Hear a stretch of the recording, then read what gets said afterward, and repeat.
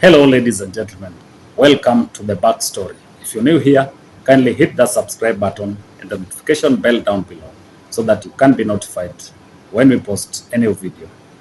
Now ladies and gentlemen, there is a story that has been trending online where the president yesterday vowed to disregard court rulings or injunctions that he says are meant to derail his government agenda, especially those by corrupt judges. Kenyans have reacted on this story online, and one thing that comes out clearly is that the president is out to muzzle the judiciary. And the question that comes is, where is the Chief Justice, who is the president of the judiciary? Where is Chief Justice Martha Koome? Why has he not commented on this? Why has she not defended the judges? Why has he not come out to talk about this openly? I want you to listen in to what the president said yesterday. Then we look at how some of the previous judges reacted to the former presidents who had also vowed not to obey court orders. Let's listen in to the president's speech. Ya kwamba mambo ya watu wachache, people with vested interest, people who are beneficiaries of the corruption in the former NHIF, ganging up with corrupt judicial officials to stall the program that is going to make it possible for ordinary citizens to access healthcare, so that a few corrupt characters, hospitals, fake doctors can continue to steal from NHIF. I want to tell them it will not happen in Kenya again, and we will stop it. We support the independence of the judiciary, but corrupt judicial officials working with those who vested interests that are benefiting from money stolen from NHIF, who want to perpetuate judicial tyranny and judicial impunity, we will deal with them. We will fight with them. We will not allow them. They will not go far. Mimi nataka niwatangazie mapema, mimi ni mtu ambaye naamini mahakama. I respect the judiciary. I respect the independence of the judiciary. But I also believe that the judiciary cannot be abused by a few corrupt judicial officials. Now, ladies and gentlemen, the remarks by the president are quite unfortunate for an independent country like Kenya. You know, just as he has said, Kenya is a democracy and Kenya is an independent state. And in an independent state, we have three branches of the government, which is the executive, the judiciary, and the legislature. The presidency is headed by the president, the judiciary by the chief justice, and then we have the speakers, the speaker of the National Assembly and the speaker of the Senate. All these branches come together to form the government, but there are checks and balances. There are areas in which if the president does not follow the constitution, the only place that we seek redress is in the courts of law. So whatever remarks that the president made today are quite unfortunate, and it can be viewed as he's trying to interfere with the independence of the judiciary. So what should have been done by the Chief Justice was to come out strongly and oppose what has happened or the remarks that have been made by the president.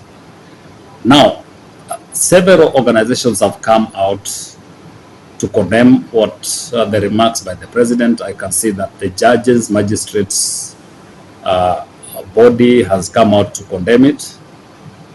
The Law Society of Kenya has also come out strongly to call for mass action and demonstration against the remarks by the president to defy court orders. Then the former Prime Minister Raila Odinga has also commented on the same. But the big question here is, why is the Chief Justice mum on this? So I want us to look at how the former Chief Justice Maraga also commented on what the former President Uhuru Kenyatta talked about when he also came out openly and said that he was going to disregard court orders. Your Excellency, I want to address the President personally. Your Excellency, you know I have respect for you as our President, and I have told you that.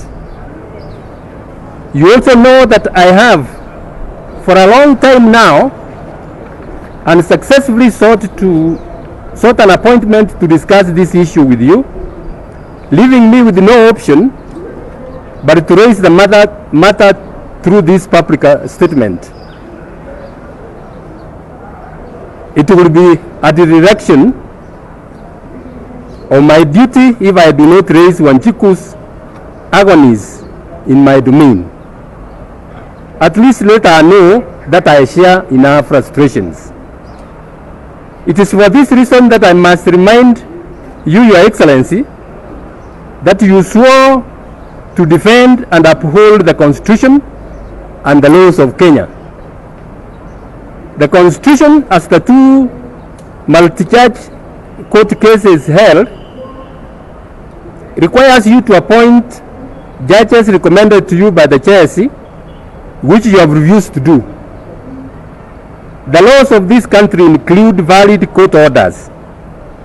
It therefore behoves you to appoint the 41 judges recommended for appointment by the JSC as ordered by the court without any further delay.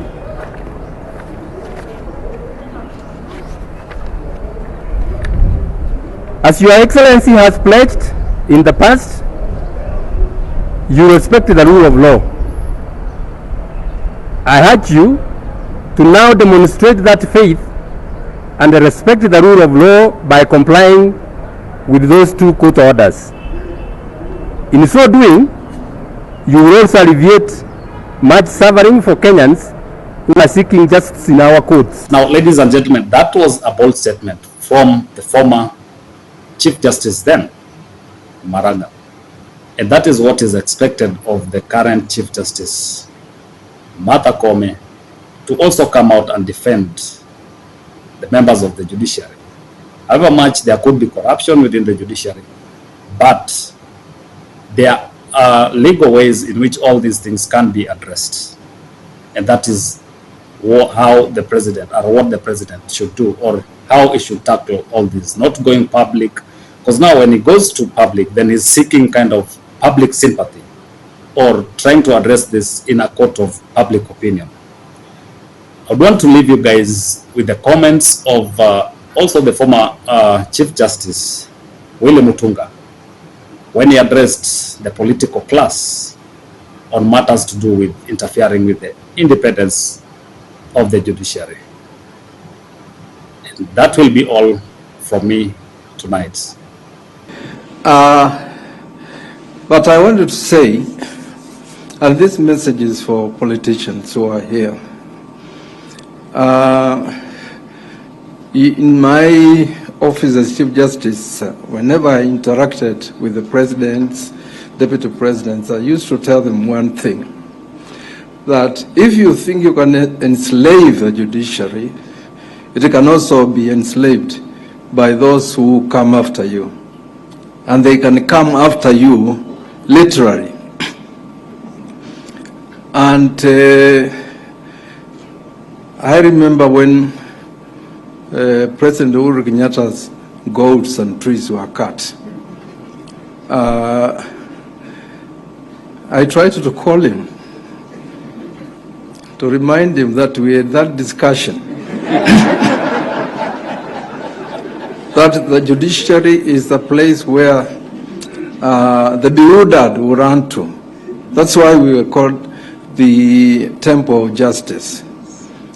because that's where the Constitution protects anybody. Even Matiang'i, when his rights to privacy were violated, and I tried to call him.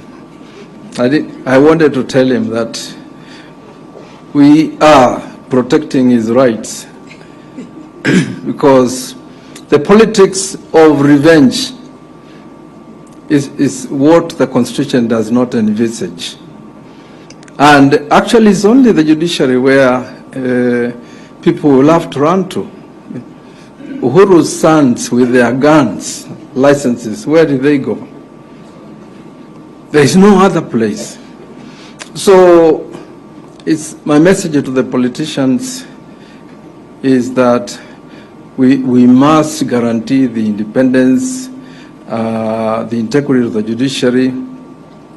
4% of what the judiciary is asking for funds is a small change.